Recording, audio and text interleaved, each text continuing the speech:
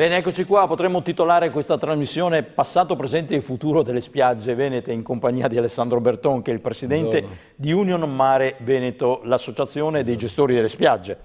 Detto ciò, iniziamo dal passato, vale a dire da un bilancio della stagione. Mi pare che i dati abbiano segnato una leggera flessione per quanto riguarda gli arrivi nel nostro paese, anche a nord-est. In particolare, mi dicevano, sono mancati i turisti tedeschi, è vero?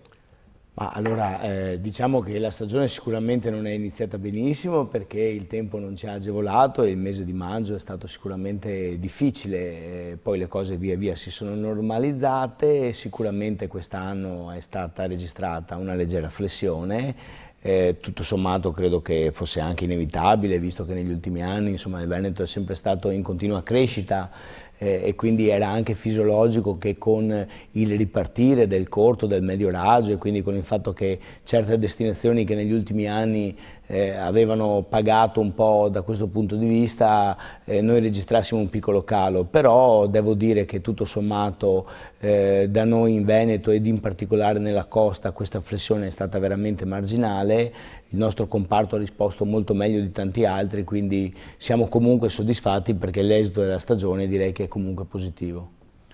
A proposito di questo, forse era complice il fatto che all'epoca le scuole iniziavano il 1° di ottobre, però nel mio immaginario settembre è un mese estivo. Mi dà l'idea invece che negli anni recenti, causa i cambiamenti climatici, sia un mese che si va un po' a perdere rispetto alla stagionalità, magari recuperando maggio se si è fortunati. È una percezione corretta? È una percezione da interpretare, nel senso che sicuramente la parte iniziale della stagione è strategicamente più importante di quella finale, se non altro perché magari le persone arrivano dall'inverno e quindi c'è una voglia di mare maggiore. Ma mi pare che settembre ormai è molto variabile. Quest'anno siamo stati fortunati, abbiamo avuto un ottimo settembre e dal punto di vista climatico e per il fatto che sono stati organizzati tanti eventi che in qualche modo hanno permesso un allungamento della stagione, quindi il settembre 2019 è stato sicuramente un mese molto positivo anche grazie ai tanti eventi sportivi, di spettacolo, di intrattenimento che sono stati organizzati un po' lungo tutte le località della costa. Il fatto che le spiagge venete abbiano risposto in maniera migliore a un'indubbia flessione, insomma, delle presenze, dipende anche da un riconoscimento di qualità che viene fatto al nostro litorale per quanto riguarda ad esempio la sostenibilità ambientale, l'accessibilità per i diversamente abili. Mi pare che da questo punto di vista anche la recente fiera che c'è stata a Rimini abbia dato un importante segno di riconoscimento alle località venete. Sì, questa è sicuramente la risposta principale, forse la risposta più importante a questo dato. La costa veneta è sempre stata molto sensibile a determinate tematiche, il piano strategico del turismo della Regione Veneto ha sempre individuato in innovazione, sostenibilità e accessibilità le 3 grandi direttive da seguire per completare l'offerta turistica che andiamo a proporre ai nostri ospiti. Appunto di recente ho partecipato in rappresentanza dell'associazione del nostro comparto e al G20 che si è tenuto in Toscana a Castiglione della Pescaia e alle fiere di Rimini che lei ha citato poc'anzi. C'è il G20 dei gestori di spiagge? C'è il G20 delle spiagge venete, certo, okay. Delle spiagge italiane, partito l'anno scorso a Bibbione, quest'anno è stato riproposto in questa forma itinerante in Toscana e in entrambi questi appuntamenti si è evidenziato come la costa veneta con tutte le sue località è sicuramente all'avanguardia da questo punto di vista, quindi aver caratterizzato la nostra offerta aggiungendo non solo al mare e al sole anche un'attenzione mirata e particolare a quelle tematiche che appunto sono importanti, quindi l'attenzione alle risorse naturali, alla sostenibilità, l'attenzione all'inclusività e a tutte quelle persone che hanno delle difficoltà e che necessitano di attenzione e di cure particolari, è sicuramente un valore aggiunto che la nostra regione può vantarsi di avere rispetto a tanti altri comparti e tante altre zone d'Italia che da questo punto di vista sono rimaste un pochino indietro rispetto a noi.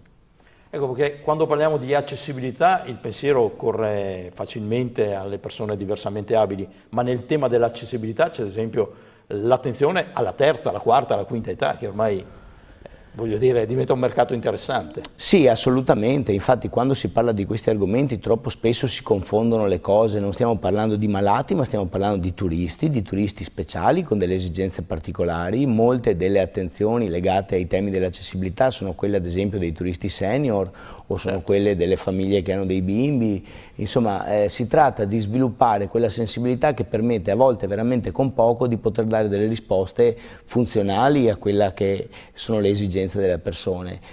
Questa sensibilità e la capacità di dare queste risposte è quello che qualifica principalmente la qualità dell'offerta degli operatori turistici della nostra regione.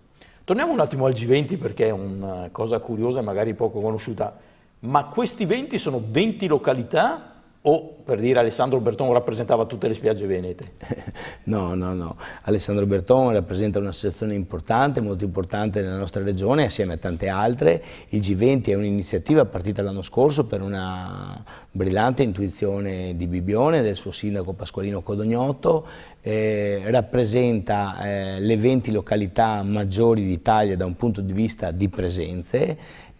Quest'anno è stato ulteriormente allargato a 26, nel senso che sono rimaste le 20 principali, ma sono entrate anche delle località magari apparentemente minori ma che hanno un peso. Ne cito una su tutti che riguarda la nostra regione, che è Rosolina, che quest'anno è stata inserita. A questo importante momento di confronto partecipano da una parte le amministrazioni comunali, le varie regioni, tutte le associazioni di categoria, rappresentanti come dire, dei vari mondi. Diventa un grande momento di confronto per parlarsi, per confrontare le buone pratiche che ci sono nelle varie regioni e per poter continuare questo percorso di crescita. Immagino che in queste 26 località insomma, la parte veneta sia una parte importante, perché cito a memoria Caolo, Eraclea, Jesolo, Chioggia, Cavallino Treporti, Rosolina, Lido di Venezia, chi più ne ha più ne metta. Sì, noi non posso nascondere una certa soddisfazione, insomma anche quest'anno, seppur che eravamo in trasferta per così dire a Castiglione della Pescaia, il Veneto sicuramente ha fatto la parte da leone. Ricordiamo Veneto prima regione turistica d'Italia, di questo primato insomma quasi il 50% è relativo alle presenze prodotte dalla costa veneta. Per mantenere questa leadership dobbiamo continuare a lavorare. Molte le località, praticamente tutte le località della costa sono state premiate, ad esempio per quel che riguarda il progetto Ecospiagge per Tutti che abbiamo portato avanti con Lega Ambiente. È un riconoscimento molto importante che ci è stato dato dal presidente Palmucci di Enit, in qualche modo a suggellare la qualità e la bontà del lavoro svolto fino a qui. Continueremo su questa strada, stiamo lavorando tutti assieme per far sì che questo primato della costa veneta, come dire, non venga messo in discussione da altre località d'Italia che giustamente insomma, cercano di seguire un po' il nostro percorso. Perché poi a onor del merito, insomma, alcune di queste località, fra l'altro, potrebbero essere una sorta di città metropolitana del turismo, perché mi viene in mente Caule, ma c'è Caule, Porto Santa Margherita, Duna Verde, Chioggia, Sottomarina, Isola Verde, insomma, e magari ce ne sono delle altre che adesso mi sfuggono così a scottadito. Per cui voglio dire, c'è una ricchezza di offerta del turismo balneare veneto senza pari, mi verrebbe quasi da dire. Sì, questo è assolutamente corretto. Aggiungo che quello che ha caratterizzato e determinato l'offerta turistica della costa negli ultimi anni è stata anche la capacità che hanno avuto le varie località di far squadra, di far rete, prima di molti altri. Ormai è qualche anno che collaboriamo, tutte le località collaborano tra di loro in diversi programmi di promozione sulle tematiche di cui parlavamo poc'anzi, quindi della sostenibilità ambientale e dell'inclusività. La capacità di mettere a sistema le esperienze, i valori aggiunti di ogni località e di farli confluire in un grande progetto di costa è veramente quello che come dire, sottolinea il valore aggiunto della nostra offerta turistica rispetto a altre zone d'Italia e mi permetto anche di dire in qualche modo viene anche un po' emulato, copiato, visto che proprio in occasione del G20 ad esempio la Toscana ha presentato questo brand di Costa Toscana che in qualche modo, non me ne vogliano gli amici toscani, sta cercando di seguire un po' i passi che sono già stati fatti in Veneto con il progetto di Costa Veneta, di Venice Sense, che insomma ci ha visti protagonisti fin dall'inizio. Per concludere con un sorriso parlando di futuro, che ci fa lei qua? Non andate mai in vacanza voi? La vediamo abbronzato anche forse per dovere d'ufficio, ma è un sole veneto, questo è appena tornato da una vacanza oltre confine. No, questo è un sole Oltreoceano, questo è un sole assolutamente veneto, perché come dicevo poc'anzi abbiamo avuto un bel settembre, quindi insomma siamo riusciti a mantenere un po' l'abbronzatura. Andiamo in vacanza, non ancora, abbiamo ancora molte cose importanti da fare. Siamo reduci da Rimini, dove tra le altre cose abbiamo avuto l'assemblea congiunta con tutte le sigle sindacali, di cui Sibconfcommercio è la principale, nella quale abbiamo chiesto agli esponenti di maggioranza, di opposizione, agli esponenti governativi presenti di sensibilizzare i comuni per l'applicazione della 145. Ricordo che ancora molti comuni italiani non hanno dato seguito all'estensione delle concessioni balneari, che è una parte fondamentale per mettere in sicurezza questo comparto. Mi pare anche qualche comune importante dalle nostre parti. Diciamo che insomma, la cosa non è stata fatta ancora in maniera organica, quindi c'è sicuramente la necessità di dare seguito a questo. Auspichiamo che il governo possa emanare una circolare in questo senso, questo è quanto abbiamo chiesto con gli altri colleghi proprio in occasione di Rimini, e quindi scusate, ci auguriamo che da qui a fine anno appunto venga applicata in maniera incondizionata su tutti i comuni del Veneto e non solo l'estensione delle concessioni demaniali, in maniera tale da mettere insomma, in sicurezza quello che ormai sempre più è un comparto determinante dell'economia della nostra regione e non solo. Dai, concludiamo mettendola in difficoltà. A questo punto qual è la prima spiaggia d'Italia?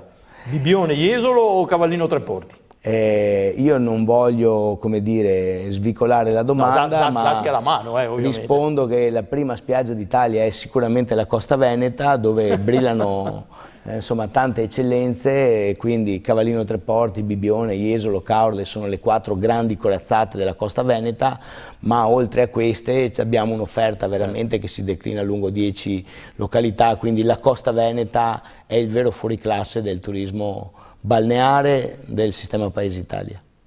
Grazie, una cosa è certa, la presidenza di Union Mare Veneto da Alessandro Berton non è in discussione, è un vero politico, è riuscito a dribblare la domanda, ma comunque era scherzosa e dati alla mano ovviamente. Grazie. Grazie a voi. Noi lo ricordiamo, è al timone dell'Associazione dei Gestori delle Spiagge Venete, di cui abbiamo fornito alcuni dati e soprattutto alcune prospettive. Grazie, buon lavoro, Grazie a voi alla prossima.